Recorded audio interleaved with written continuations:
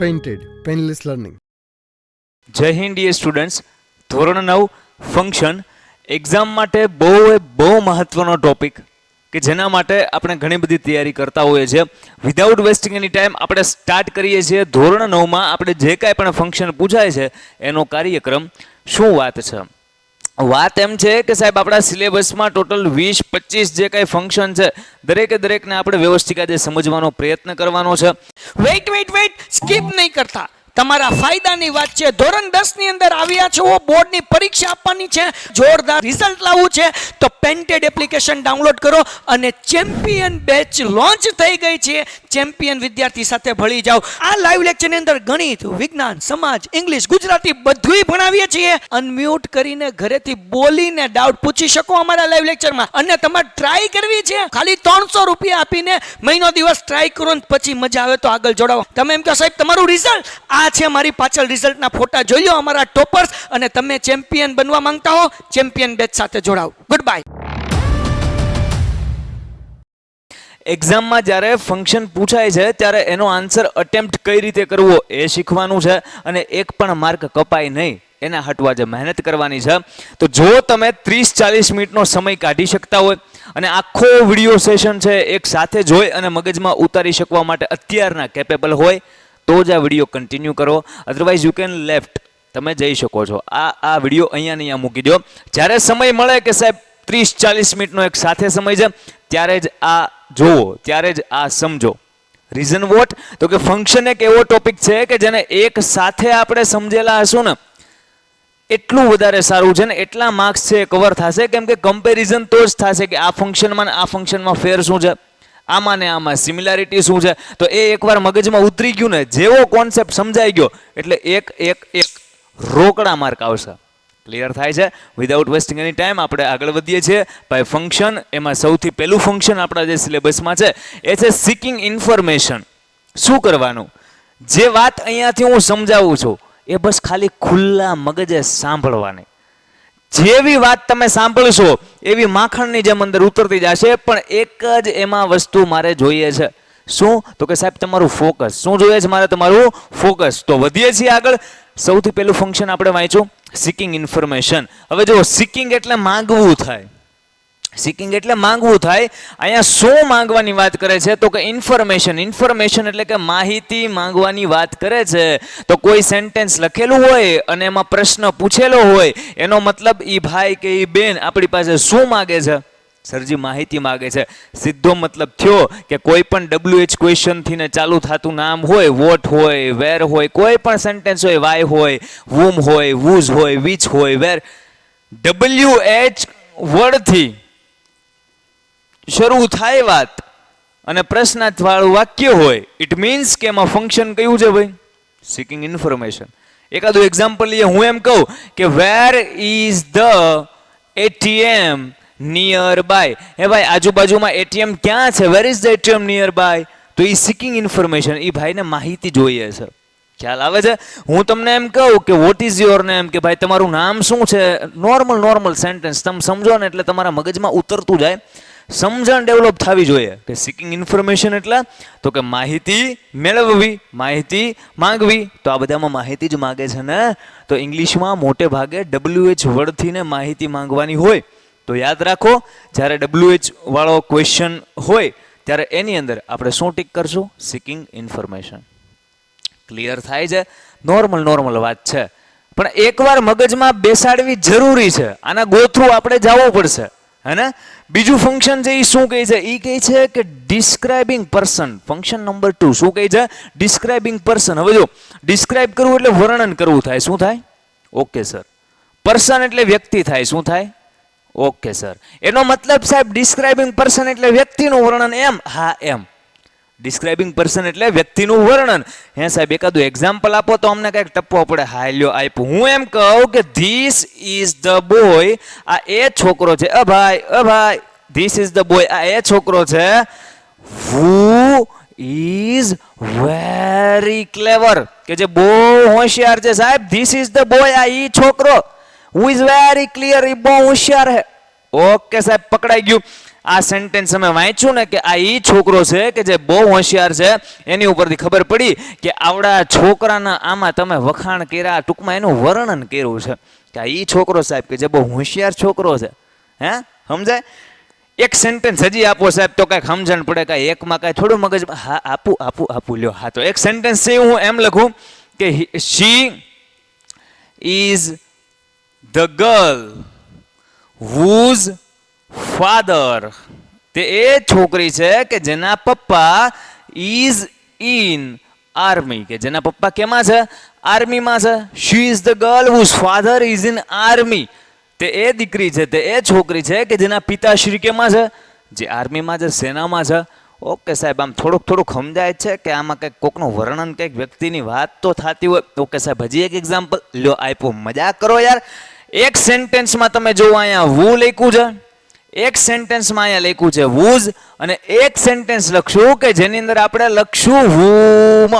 હું લેવા તો કે ડિસ્ક્રાઇબિંગ પર્સન નામનું જ્યારે ફંક્શન આવે ને ત્યારે આ ત્રણ વસ્તુ એની અંદર આવે. કઈ ત્રણ વસ્તુ આવે? મગજમાં એકવાર છાપી દો, મગજમાં એકવાર છાપી દો કે સર ડિસ્ક્રાઇબિંગ પર્સન એટલે આ ત્રણ વસ્તુ હોય. કઈ ત્રણ વસ્તુ હોય?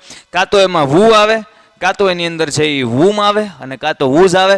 તો who વાળું એક્ઝામ્પલ જોયું, whose વાળું જોયું. હવે એક whom વાળું જોઈ નાખીએ.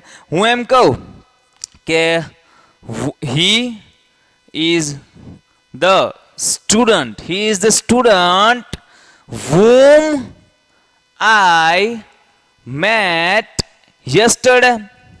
એ જ વિદ્યાર્થી છે, એ વિદ્યાર્થી. he is the student, he is the student whom I met yesterday, કે જેને હું ગઈકાલે મળ્યો હતો. નોર્મલ સેન્ટેન્સ છે. જો બે વસ્તુ થાય, કાં તો તમે આમ ગોખી નાખો. હું ગોખી નાખો તો કે સાહેબ કોઈ પણ સેન્ટેન્સમાં who, whose કે whom આવે તો એ સેન્ટેન્સ છે એ ડિસ્ક્રાઇબિંગ પર્સન નામનું હોય. who, whom કે whose, who, whom કે whose, તોય માર્ક આવે. પણ ગોખવા કરતા હું એમ કહું છું કે સમજો ને આ ત્રણેય સેન્ટેન્સમાં હકીકતમાં શું વ્યક્તિનું, પર્સનનું વર્ણન થાય છે? તો કે હા સાહેબ. કેમ? First sentence this is the boy, સાહેબ આ એ છોકરો કે who is very clever, કે જે ખૂબ હોશિયાર છે. વ્યક્તિનું વર્ણન થયું, આનું વર્ણન થયું ને આ એ છોકરો સાહેબ એ બહુ હોશિયાર. સમજાય? બીજું સેન્ટેન્સ વાંચી લ્યો. she is the girl, she is the girl, તે ઈ દીકરી છે, ઈ દીકરી છે whose father is in army, કે જેના પપ્પા છે એ કેમાં છે? આર્મીમાં છે. તો આ દીકરીના અહીંયા વર્ણન થયું કે ન થયું? પર્સન, વ્યક્તિનું વર્ણન થયું. હાજી સર. થર્ડ સેન્ટેન્સ વાંચી લો. He is the student, he is the student, આ એવડો વિદ્યાર્થી સાહેબ કે whom I met yesterday, કે જેને હું ગઈકાલે મળ્યો. ખ્યાલ આવે છે? તો જે સેન્ટેન્સમાં who, whom અને whose આવે એમાં ડિસ્ક્રાઇબિંગ પર્સન છે એવું એટલા માટે કહી શકાય કેમ કે એ વ્યક્તિનું વર્ણન કરવા વપરાતા જ શબ્દો છે. ડન છે? આગળ વધીએ છીએ નેક્સ્ટ ફંક્શન તરફ. Showing result. ફંક્શનનું નામ શું છે ભાઈ? આપણા ત્રીજા ફંક્શનનું નામ શોવિંગ રિઝલ્ટ. શોવિંગ રિઝલ્ટ એટલે તમને તરત આ મગજમાં લાઈટ થતી હશે સાહેબ રિઝલ્ટ. સાહેબ રિઝલ્ટ પરિણામ થાય. રિઝલ્ટ એટલે શું થાય? પરિણામ થાય. સાહેબ એ તો ખબર હોય, તમે હવે અમારી વેદના અમને પૂછો છો એ રિઝલ્ટ નહીં. આમ તો ઈ રિઝલ્ટ કહી શકો, પણ અહીંયા જે રિઝલ્ટની વાત થાય છે એ કંઈક અલગ છે.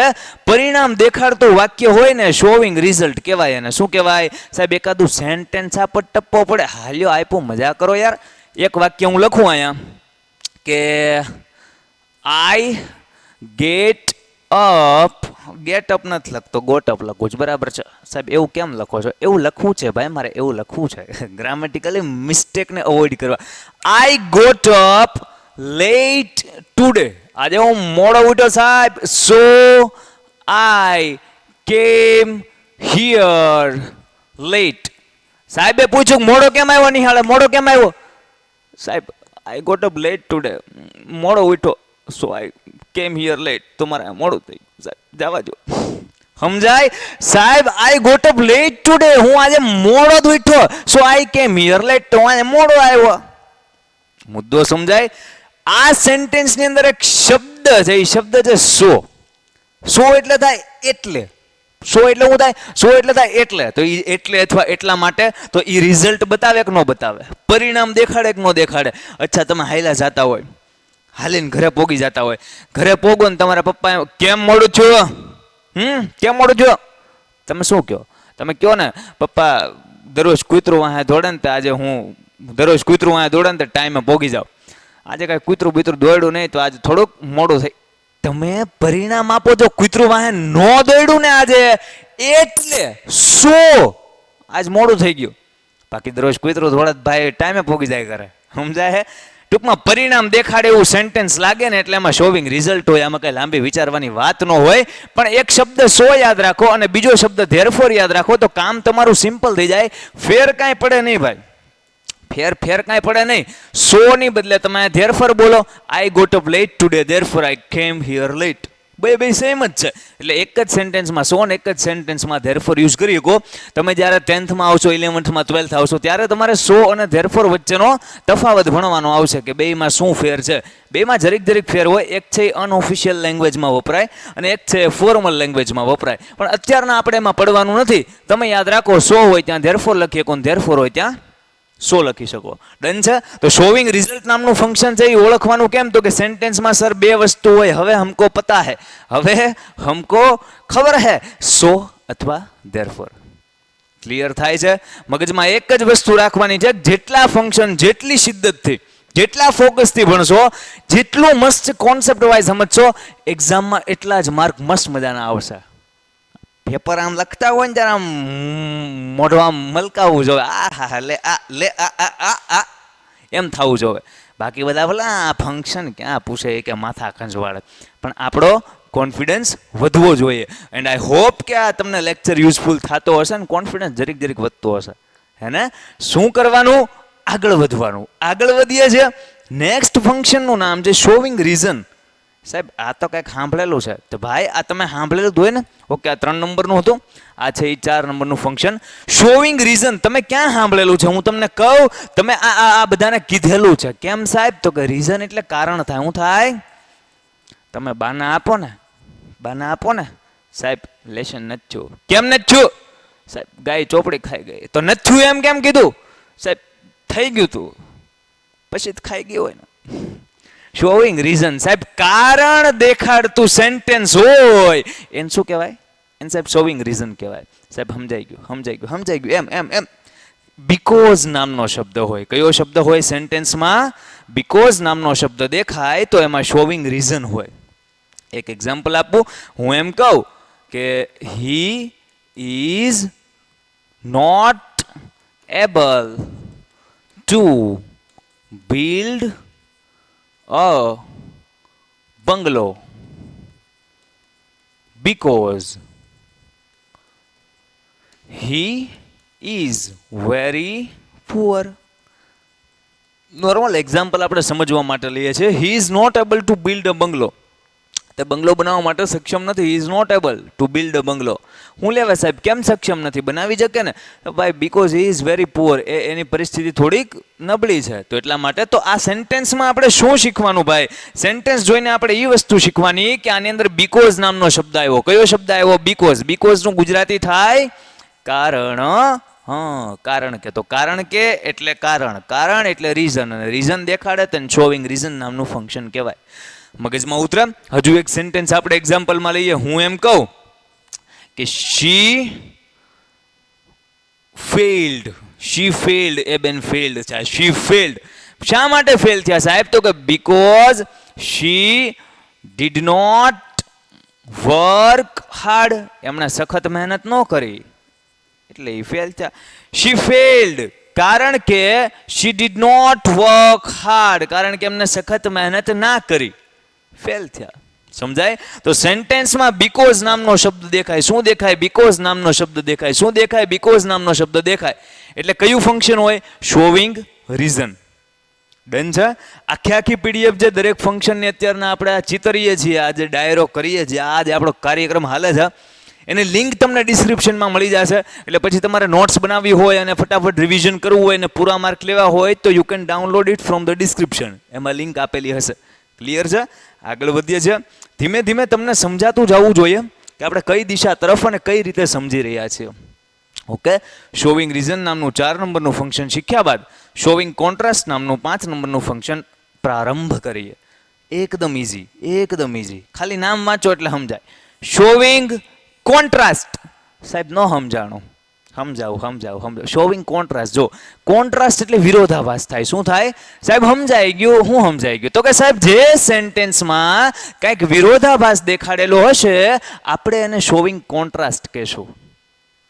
સમજાય? જો સમજાવું સાંભળ દો.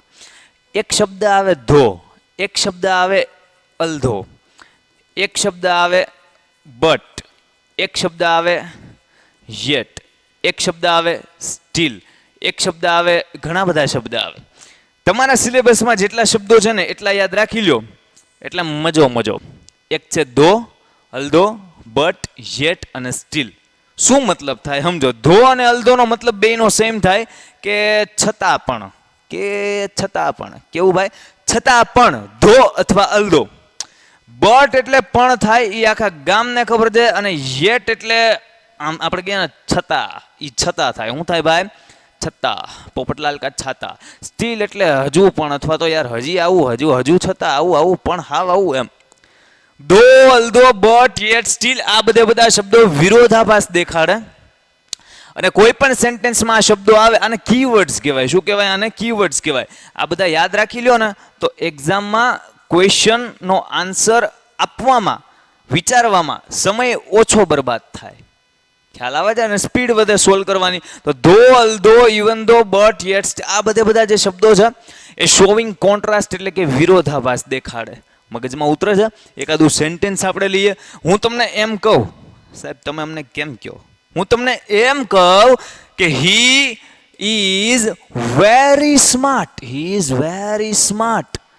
But he did not have common manners.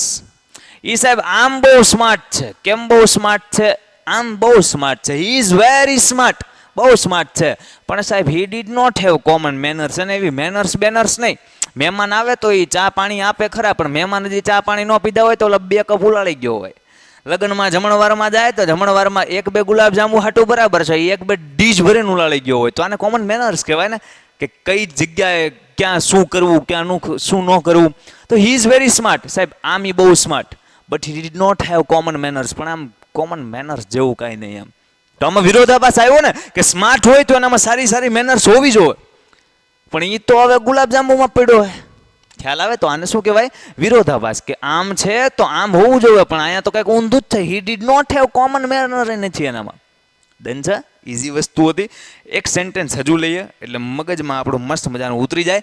Sentence આપણે લખીએ કે વી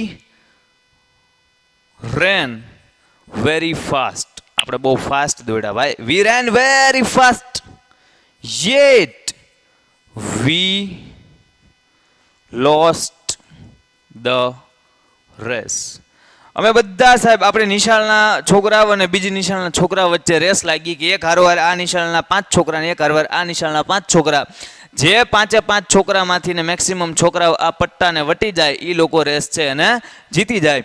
અમે બહુ ફાસ્ટ દોડ્યા પણ અમારામાંથી 2 જણા એવા ટાઢા ધીમે દોડ્યા ને કે અમે 3 અહીંયા પોગી ગયા ને તોય અમે હારી ગયા, અને આના વેલા હાર 4 પોગી ગયા એટલે આ જીતી ગયા. તો વાત એમ છે કે વી રેન વેરી ફાસ્ટ, અમે બહુ ફાસ્ટ દોડ્યા, એ છતાં yet we lost the race, તોય અમે હારી ગયા ને, કેમ કે ઓલાના તો 4 પોગી ગયા, આપણા તો 3 જ પોગી ગયા, તો વી લોસ્ટ ધ રેસ.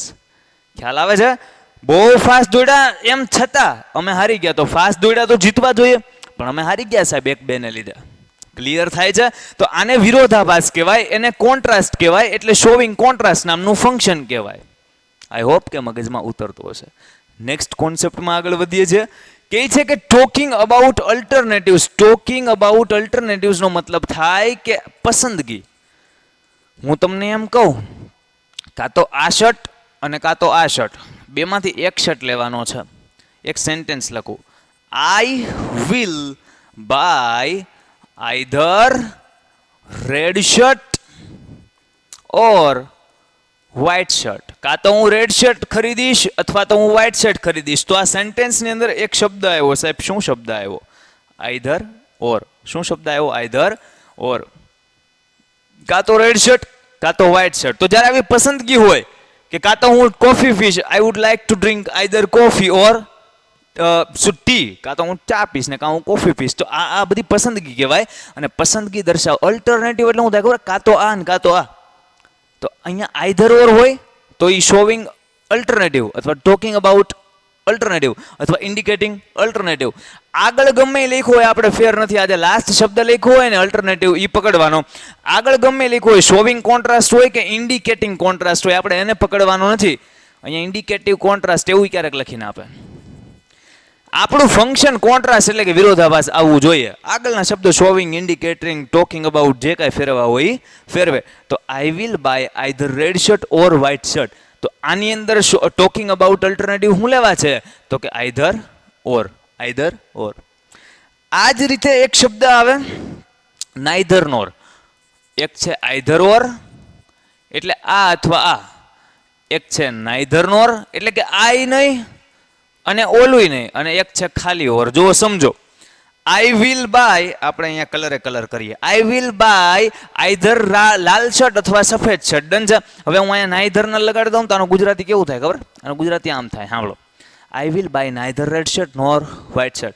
હું લાલ શર્ટે નહીં ખરીદું અને હું રેડ શર્ટે નહીં ખરીદું. હવે ખાલી ઓર લગાડી દો. આઈ વિલ બાય રેડ શર્ટ ખાલી ઓર. આ બધું કાઢી નાખો. આઈ will by red shirt or white shirt. કાં તો હું આ કરીશ કાં તો આ. તો એ સેજ આઈધર ઓર વાળું થયું. સેજ આઈધર ઓર વાળું આવડું આ ઓર થયું.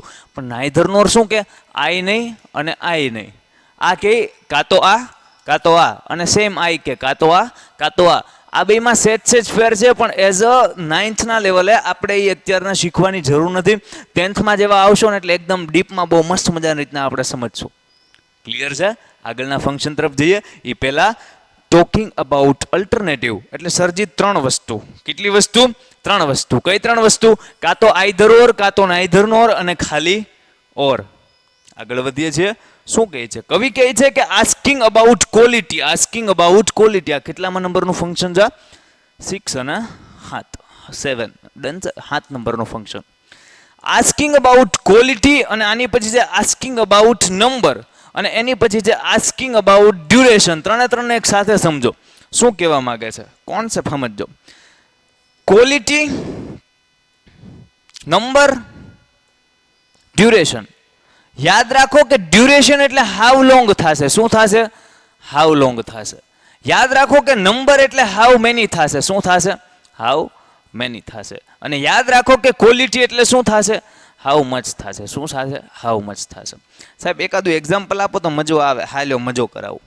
આસ્કિંગ અબાઉટ ક્વોલિટી એટલે કે હાઉ મચ વાળું કોઈ પણ સેન્ટેન્સ હું એમ કહું કે how much do you it sugar in a month. તમે એક મહિનામાં કેટલીક સુગર ખાઓ ભાઈ? તો તમે આમ ગણી શકો કે સાહેબ 2 કિલો, 5 કિલો, અડધો કિલો, 200 ગ્રામ. પણ આપણે અહીંયા સુગરના આમ ગણવા બેહવાની ન હોય નોર્મલી, બરાબર? આમ એટલે એનો જથ્થો હોય અને જથ્થો જ્યાં હોય ને ત્યાં છે એ હાઉ મેની નો આવે. ત્યાં શું આવે? હાઉ મચ આવે. હું તમને એમ કહું કે how much water do you drink in a day. બરાબર? કે એક દિવસમાં તમે કેટલું પાણી પીવો? તો એ પાણી આમ ગણી શકો કે 2 લીટર, 5 લીટર. પણ એને એ જથ્થામાં મપાય. એટલા માટે હાઉ મચમાં લઈએ છીએ આપણે. ત્યાં હાઉ મેની વોટર ન બોલાય, હાઉ મચ વોટર બોલાય. ખ્યાલ આવે છે? તો ટૂંકમાં હાઉ મચ વાળા જેટલા સેન્ટેન્સ છે એમાં કયું ફંક્શન છે? તો કે asking about quality. Asking about quality. Clear થાય છે? આસ્કિંગ અબાઉટ ક્વોલિટી એટલે હાઉ મચ. નેક્સ્ટ આપણું હતું આસ્કિંગ અબાઉટ નંબર. નંબર એટલે હાઉ મેની થાય. નંબર એટલે શું થાય? How many. શું કહે છે? હાઉ મેની વાળું કોઈ પણ સેન્ટેન્સ હું એમ કહું કે how many pen do you have. તમારી પાસે કેટલી પેન છે? How many pens do you have? તો કે 3. તો કે લાઈવ એક. સમજાય? How many pens do you have. તમારી પાસે કેટલી પેન છે? તો એ આપણે નંબર પૂછો ને, આંકડો પૂછો ને, તો એ હાઉ મેની થી પૂછાય. અહીંયા પાછું હાઉ મચ નો પૂછાય. કેવું લાગે?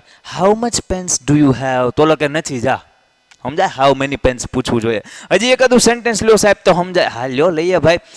How many books do you read in a year. એક વર્ષમાં તમે કેટલી ચોપડીઓ વાંચો? તો કે સાહેબ હું કાંઈ વાંચું નહીં, મારે વાંચવી પડે ને એટલે મતલબ એમ. તો how many books do you read in a year. એક વર્ષની અંદર કેટલી પુસ્તકો વાંચો? તો કે ભણવામાં જે હાથ આવે ઈ અને એક વાર્તાની વાત થઈ પૂરી. સમજાય? તો હાઉ મેની વાળું જે સેન્ટેન્સ છે, હાઉ મેની વાળું જે સેન્ટેન્સ છે એ નંબર બતાવે, અને નંબર બતાવે એટલે એ ફંક્શનનું નામ શું આપણે કર્યું છે સાહેબ? કર્યું છે asking about number. Asking about number એટલે how many, asking about quality એટલે હાઉ મચ, અને આસ્કિંગ અબાઉટ ડ્યુરેશન એટલે હાઉ લોંગ. ડ્યુરેશન એટલે શું થશે? How long. સર એકાદું સેન્ટેન્સ લ્યો ને. હા લ્યો, લઈએ યાર. હું એમ કહું કે how long can you swim? How long can you swim? તમે કેટલા સમય માટે તરી શકો? તો કે સાહેબ 5 મિનિટ હાટું આપણે તરી શકીએ. એક કે આપણે 7 મિનિટ હાટું તરી શકીએ. એક કે આપણને કૂવામાં નાખી દો, આપણે તૈયાર જ રાખીએ. સમજાય? તો ડ્યુરેશન એટલે કે સમયગાળો પૂછે. શું પૂછે છે? સમયગાળો. તો સમયગાળો કેનાથી પૂછાય? તો કે સર હાઉ લોંગ થી પૂછાય. આઈ હોપ કે તમને આ વાત છે ક્લિયર થતી હશે કે હાઉ લોંગ થી ડ્યુરેશન પૂછાય. હું તમને એક હજી સેન્ટેન્સ આપું, તમારા મગજમાં થોડીક મારે વાત છે ને બેહાડવી છે. ત્રણેયમાં શું ફેર છે ને ત્રણેયમાં શું થોડીક સામ્યતા છે. યાદ રાખજો, કોન્સેપ્ટ અને સમજણ હશે ને તો કોઈ પણ ક્વેશ્ચન ગમે એવો ફેરવો છે, ટ્વિસ્ટ કર્યો છે તો ફાવશે. નકર પછી એક્ઝામ ટાણે પેપર બહારથી કાઢે, બહારથી નથી કાઢતા. તમે અંદરનું જે છે એ અધૂરું વાંચો છો, સમજતા નથી, પાકું કરો છો, ગોખો છો. ગોખેલું પાકું કરેલું ભૂલાઈ જાય. દોસ્ત સમજેલું હોય ને તકલીફ પડે, આઈ નો કઠણ પડે. આ પણ તકલીફ પડે અને મહેનત કરેલી હોય ને તો બહારનું પૂછે ને કદાચ તો ઈ ફાવે. કેમ કે આપણને સમજણ ડેવલપ થઈ ગયું હોય, આપણને કોન્સેપ્ટ સમજાઈ ગયો છે યાર. તો always focused on concept. Concept ઉપર ફોકસ કરવાનો ભાઈ. આ રાજા છે.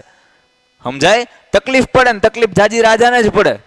તો રાજા બનવા હાટું, યોદ્ધા બનવા હાટું તકલીફ તો પડશે ને. તો થોડીક તકલીફ, થોડીક જાજી. ડન છે? એકાદું સેન્ટેન્સ હજી લઈએ. હું તમને એમ કહું કે how long can you write? આપણે આ નથી લેતા. How long can you write? તમારી પાસે લખવા નકરું આવી જાય, જાજી તકલીફ પડી જાય. સાહેબ એક્ઝામ્પલમાં લખાવો. અચ્છા, હું તમને એમ કહું કે how long a person can jump at a time.